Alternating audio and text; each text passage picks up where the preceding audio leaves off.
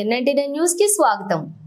భద్రాద్రి కొత్తగూడెం జిల్లా చెర్ల దుమ్ముగూడెం మండలాల్లోని మావోయిస్టు ప్రభావిత ప్రాంతాల్లో ఉన్న పోలింగ్ కేంద్రాలను భద్రాచలం ఏఎస్పీ పరితోష్ పంకజ్ ఐపీఎస్ సందర్శించారు। ఎప్పటికప్పుడు అక్కడ భద్రతా ఏర్పాట్లను పరిశీలిస్తూ పోలింగ్ సరళిని గురించి అధికారులను అడిగి తెలుసుకోవడం జరుగుతుంది।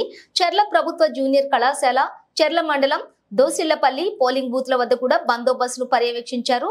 ఎలాంటి అవాంఛనీయ సంఘటనలు జరగకుండా జిల్లా ఎస్పీ రోహిత్ రాజు ఐపీఎస్ సూచన మేరకు భద్రతా బలగాలతోటి పటిష్టమైన బందోబస్తు ఏర్పాట్లను చేయడం జరిగిందని ఏఎస్పీ ఈ సందర్భంగా తెలియజేశారు।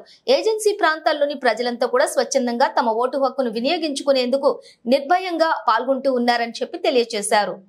చెర్ల దుమ్మగూడెం మండలాల్లోని అన్ని పోలింగ్ కేంద్రాల్లో ప్రశాంత వాతావరణంలోని ముగిసిన పోలింగ్